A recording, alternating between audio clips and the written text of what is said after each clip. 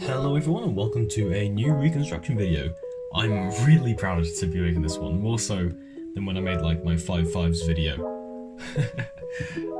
So I saw a friend of mine, this is the inspiration background for this, I saw a friend of mine do an average of 12 and reconstruct every solve between each solve. And through that they wanted to get their like mean move count, like their average move count. Because an average of 12, I mean, it's not ideal, you know, preferably 100 would be better, but it takes time to do these things, and 12 is a pretty decent starting point, so you can get like a moderate estimate. Anyway, their move count came out at, I think it was 59 for CFOP solves, so I figured, hey, I'll do the same thing, figure out how many moves I take. And I got 50.7, which is ridiculous, but you know what, we'll take that. Anyway, I'm going to show off how I did that by going through the 12 solves that I did, the solutions, we'll give some statistics along the way, and we'll get into that. I would mention this average has pretty low TPS because I hadn't been practicing much 3x3 at the time. What I had mostly been practicing was one-handed for an entire week, so after just a week of doing roux one-handed, I then had to switch into a different method two-handed. Luckily I was still able to come up with good solutions though, so that's how we got this. So, on the first scramble, we're going to come and we're going to pick this axis here. So, yellow top, red front. Our EOCross isn't going to be the most efficient. We're going to do U prime and then B prime to orient these four and place these three roughly correct relative to each other, but not all in the D layer. But then we have to solve these four, and we can put this in, but it won't be opposite green. So, instead of putting it down, we'll put it up to the top. Bring this back across, then F2 this, and then finish the EOCross. Not brilliant, but it gets the job done. From here, our first pair is going to be going into front left. We're going to do U prime, bring this edge out, and insert it in here. Then this pair into back left, so break them apart like so, and put them in the back. This pair here is nice and free. Insert that just like so. And here I recognize that if everything I can do, I can give myself a UZBLL pretty easily, like so, and I don't even really have to recognize, like you have to recognize this in ZBLL, it's just pretty obvious. So that's that. That was the first solve. It was a 932 at 50 STM, and the splits for that are 32 F2L and 18 LSLL. So the way that I'm breaking up the solves are F2L, which actually means EOCross plus 3 pairs. So really it just means EO F2L minus 1, but we're going to keep it short and just call that F2L, and then LSLL for last slot plus last layer, because I do it in a few different ways throughout the average. And at the end we're going to get mean move counts for all sorts of things, as well as the cubing style average of 12 for the move count. So we're going to see whereabouts my splits are.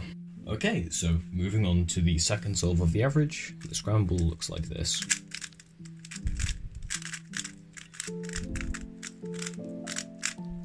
So here we see right away on the yellow side we have these two cross edges solved relative to each other. The axis I chose is the same as last solve, where we have yellow top and red front. The reason for this is on the other axis we have kind of an awkward 4-flip that doesn't really help with the edges at all, but over here the edges look great and it's just a nice 2-flip. So with the misoriented edges just being here and here, we can really easily set up to solve them with L prime, and now we just need to do FUF. But what I'm going to do first is D to solve these edges completely. So when we do FUF, we solve 3/4 of cross. We could do D2, R, D2. Now that ending of that EOCross solution there, the D2, R, D2 is nice and convenient, because during the last D2, I have plenty of time to notice what this edge is that just got brought up, and this corner was just sat there the entire time, so it makes it very easy to look ahead into the first pair, which is just RU, R prime, LU, L prime. For the second pair, I solve this pair into back right by just breaking it up and inserting it. But I would, however, like to show a much cooler solution that I could have done. You see, when we go to break up this pair, we do an R move which immediately pairs these up. Now, with this edge being preserved back here, it's not going to be bothered if we insert this pair, and this corner is just going to move a little bit. So the idea of doing the U prime here, we can still do overall, we can just work in a multi-slot.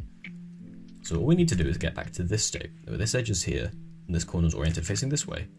And when we insert this pair, The only thing it changes is where this corner is. It doesn't change the orientation, doesn't affect the edge. So we could multi-slot this with R prime, LUL, U2, R prime, U, R prime, U prime. Which would have been a really nice, cool and efficient multi-slot, but I didn't see that. At least not in time. Anyway, this third pair looks kind of rough, right? This corner here, this edge here. Nope, R prime F2, RF2. Nice, lovely F2L trick that's in the ao12 F2L Google Sheets that no one ever refers to. I'm saying it's been there for years, people still ask solutions for cases. Look at the sheet. Anyway, the TSLE here, U to recognise, I see that this isn't facing out the side, so we insert the edge, U. Lovely solution there. From here, a U prime to recognise TTL, another U prime to get to the execution angle. Let me execute the ALK with a U prime post AUF. That is a 9.5 single with 58 STM, 26 of that being in F2L and 32 being in last layer. So tanked significantly by the TSLE case and tanked quite a lot by the TTL as well. But anyway, we move on to the third solve.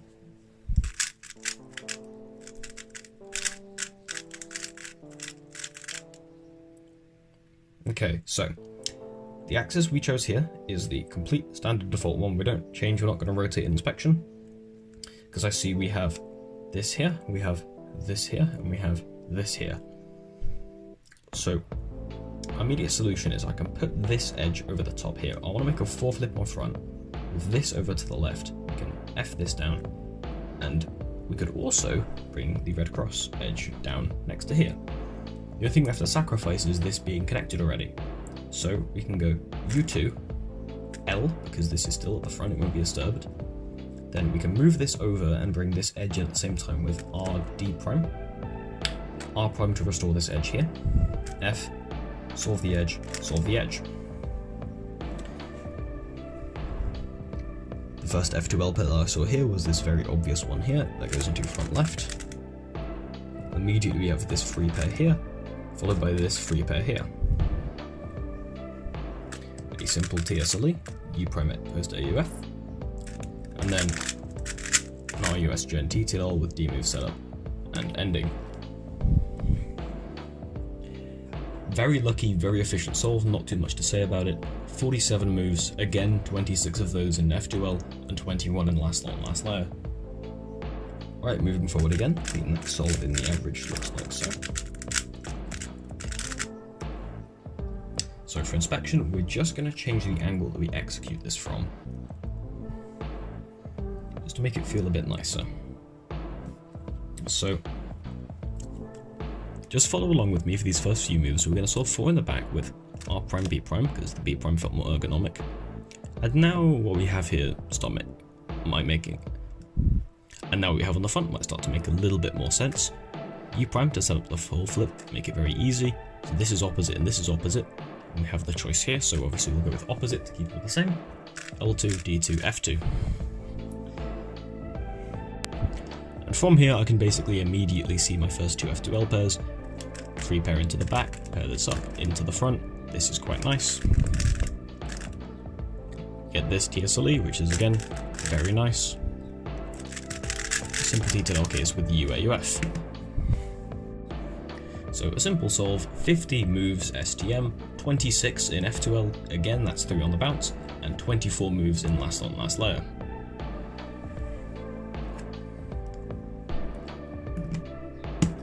We move forward.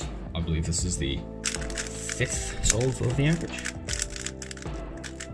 I kind of lost count. So just like the last scramble, we're going to take this EO axis again, but we're just going to do it from a white 2 away. So white top, blue front. Thank you, dog. I spent a little while trying to think of a nice way to work this around, get the 4 flip and get the blue edge down without really disturbing it too much, but eventually I just caved and took the more obvious solution.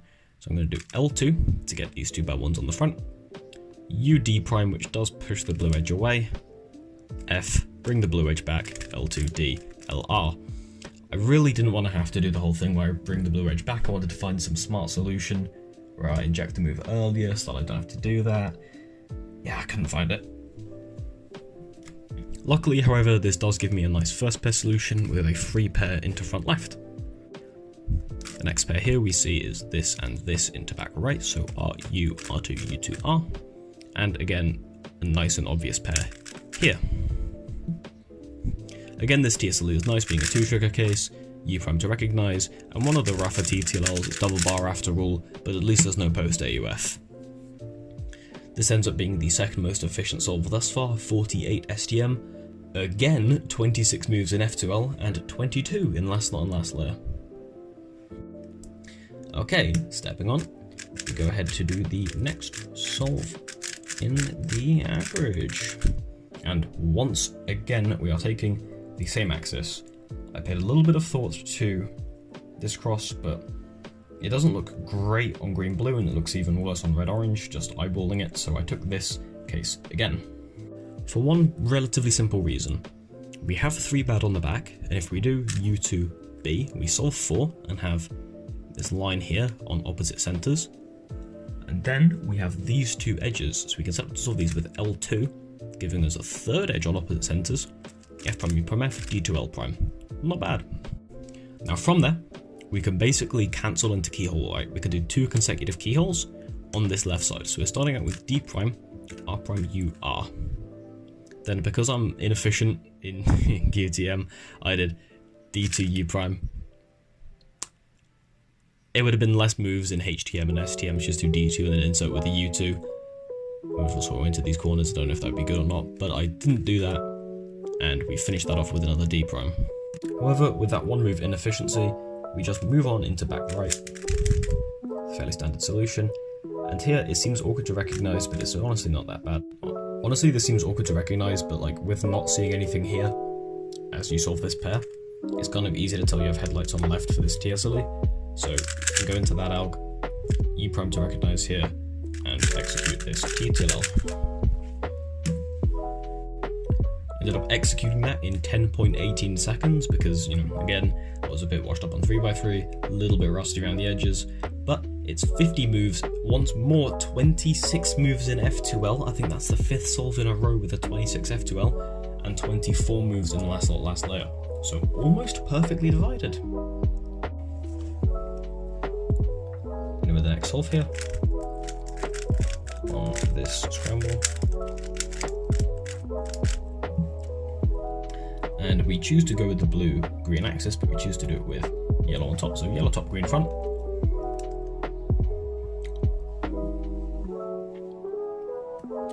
And again, is not much fancy here, a very simple EOCross. You have an 8 flip, 1, 2, that solves 4 and puts this opposite, 1, 2, that solves the other 4 and puts this opposite, U, L2, D2, L prime. Very simple EOCross. Calm down, guys. From here, the first pair is going to be into back left, which sets up this easy free pair for back right. Our third pair is this keyhole case where, again, I could have done this, but I didn't, and that would have set up to an OLS, I know. But I didn't, I did this, and this ended up giving me this TSLE case, this one here. There's a few tricks you can do here. If you want to do normal TSLE, it's like that, and it's very quick. If you want soon, you can do that, and because it's back soon at this angle, you can cancel into it. But if you want to get the U OCL, which I know full Z, BLL4 now, you can just insert. Okay, I ran out of storage space there and had to go and delete some older videos, but again, this is the last layer case I got, so U2 to recognize, and then we go into the ALG. Which is still one of the newer ones to me. It's quite new, so it's a little bit rough, it's a little bit slow, but we got it nonetheless, and that was for a 906 solve with 49 moves, 24 this time in F2L. We finally broke the 26 gas, and 25 in last lot and last layer. So again, that's pretty much perfectly split, given that it was an odd number of moves in total.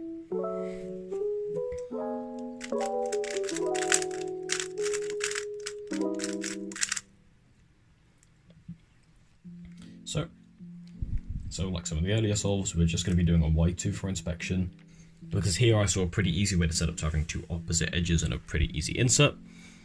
So we have 3 on the back, and we can make that 4, not with R, but with R2. Then B prime to create this opposite line here. Then RD F prime, because F would put the blue on the same side as the green over here, but with F prime, it means that we then just have to do D, R prime, L prime, D prime. And I fumbled around a bit with AUF before I realised I could keyhole this pair back here. For second pair, instead of doing this very easy F2L case back here, I decided to do this pretty bad case. Then gave me this third pair back here. That third pair gives me this easy TSLE case, which I recognise is going to give me PLL, so I annotate it as OLS, even though that is the default TSLE solution. Then it's easy U2 into T-perm. No, I can't execute T-perm like that on camera, that's embarrassing. Well, I had a really long pause at the start of F2L in that solve that I still remember, so that is a 1030 with 57 moves, 35 of which are in F2L, and 22 are in last lot and last layer. Step, ping, forward.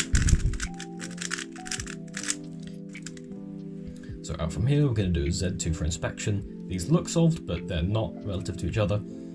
What we're going to notice is that when we set up for a 4-flip, like so, this is ready to go opposite to its center, this is opposite to its center, and this is ready to go opposite to its center. So we're going to do F, R2D2 R prime to solve EOCross. Our first pair is going to be into back left by taking the edge out of back right, like so. We're going to take advantage of the edge that we just saw go into back right by keyholing this corner in. While we do that, we see this corner come out, and we notice afterwards this edge landing here, R prime F2 R F2, to a pretty awkward TSLE.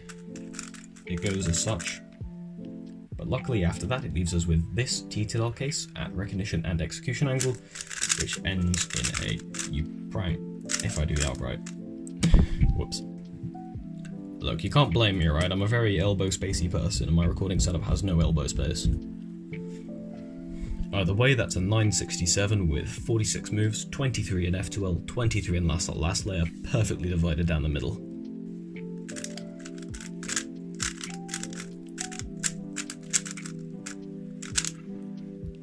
So inspection for this solve is going to be a Y move. We have a really simple EOCross with a 4-flip on red front, white top. We do U prime to bring these edges over. You see with this one here and these three here. L R prime F, U, L2 B2. From here, our first pair is quite blatant, so U prime, take this edge out, put it into the back. Our next pair I'm going to do here, and I'm not going to do cancelling like that. I'm just going to bring it out with R moves, bring it over and insert it with L moves. Nice and simple. This pair here, which I could pull a Yoruba and cancel one move on with MB stuff, but I'm not cool enough to do that, so I just pair it up and insert it like so. It's the same solution anyway, it just cancels out a move. My TSLE here, so I can see I recognise I've got 3 bad, we've got this here, this here, this here. Okay, so it's T at top with this tail. So R U2 R prime, U, R U2 R prime, U2. U prime to recognise, U to execute, a lovely front up case, RUS. That solve came up to a mid 8 and 841 with 52 moves, 29 in F2L, 23 in last lot and last layer. Now with 10 solves down, we're coming into the last 2. So let's get it done.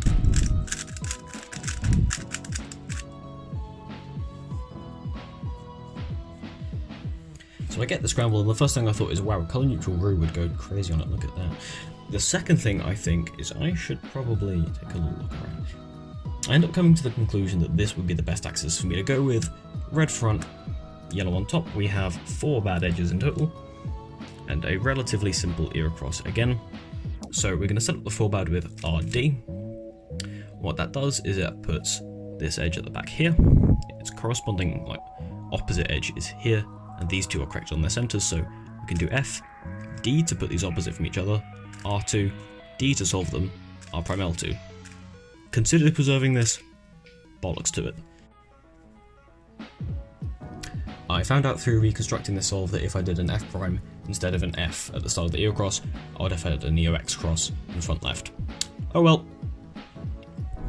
Anyway, the first thing we're going to do here is keyhole back left. Very nice, very simple. Then we're going to solve this pair here into front left, so LU to LT prime. This is tempting. It's tempting. what I should have done is such. Or I could preserve this by doing U to that, which would then give me this nice OLS. What I ended up doing was setting up to keyhole by bringing this edge out. Yes, I know, don't scream at me. You're gonna want to scream. So, setting up to keyhole, inserting the edge, and undoing it. Now for this TSLE, I recognise that if I put this here instead of back here, it solves the corner, so we get PLL instead of TTL. So that's what I do. So that is considered OLS because I made a conscious decision to do it. Then I'm going to do U2 into UDPerm. That one came out at 59 moves with 30 F2L and 29 in LSLL, 9.28 seconds. Alright, one last solve, let's close the average out with a bang.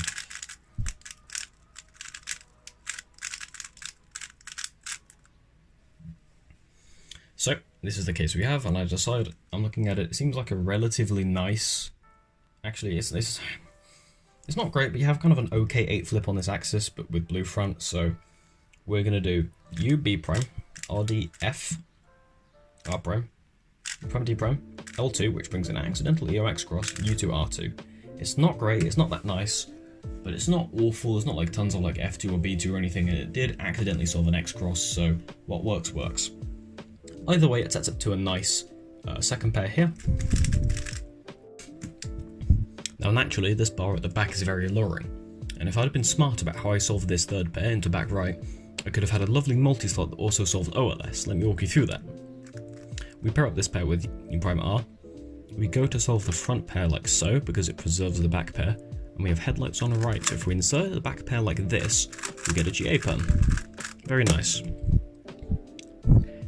Instead, I unga bunga this pair in with the default solution like so, which gives me this TSLE, which then left me with this TTL that I definitely didn't just forget on the spot because I tried reading it off of the paste bin while executing it out of muscle memory at the same time, and they interfered with each other, and now I can not get it in my muscle memory anymore. There we go. Anyway, that solution managed to just about creak in a sub 10 with a 997, but it came out at 46 moves STM, very efficient, 25 of those moves in F2L, 21 in last slot on last layer. So let's look at the statistics, shall we? The average of 12 itself was 9:45 seconds, so pretty okay, pretty solid by my standards. Where it comes interesting is where it comes to the move counts. The mean move count for this ao12 was 51.0 moves. Normally the move count for ZZ is put in the ballpark of about 57 with EOCross and 53 with EOLine. So to use some OLS, some ZBill influencing and some ZZCT to get that down to 51 with EOCross. Well, first off, that's definitely going to be part of sample size bias. It's only 12 solves, and while that is a few, it's not like 100. So this isn't like my global move count, and I definitely will say some of those F2Ls were quite lucky. But I would say it's not too far off, because it is a decent amount, I would say. I've been spending a lot of time focusing on things like F2L pair choice and look ahead, and while I didn't have much look ahead in this average, because I hadn't been practicing much 3x3 for a week, I definitely had pretty decent pair choice, apart from that one time in that one solve. So I'd say this goes to show the power of last lot tricks for move count as well as smart F2L choices. Anyway, moving on, if we put all of the move count numbers into CS Timer, we get a cubing ao12 of 50.7 for this average of 12, which means that if I want to be disingenuous and somewhat misleading, I could say that I have a move count of 50 and just truncate the 0.7 and not mention that it's a cubing average and not a mean. Not mention that it's an estimate based off of 12 solves.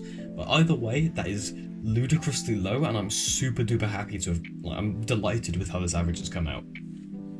If we want to look at more averages, we have CS Timer ao12 style cubing averages for F2L and last lot last layer. So for F2L that comes out at 27 moves total, and for last lot last layer that comes out at 23.6 moves total.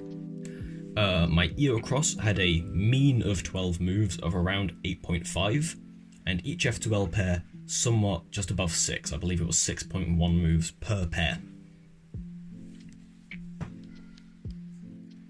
The first look of my last lot last layer, whether that was doing OLS, doing a TSL, or setting up to use EBLL, the mean of that was 8.8 moves, which is pretty solid when 8 moves is supposed to be last slot anyway. But what I then got was 15.7 moves on average for the last step, which is expected to be around mid-14, but I'll say it's probably because of doing pre and post AU. It's probably because of doing pre-AUF to recognize. Overall, the current system I have for last lot and last layer, which is not in its final form by the way, saves about 4.5, 5 moves over regular, insert in the last pair, OCLL, PLL. So I will absolutely take that efficiency gain. I'm super proud of this, honestly. I'm very, very proud of this average. I'm left to assume that the remaining 2 moves that I saved in this average over the estimated 57 number was just lucky F2L.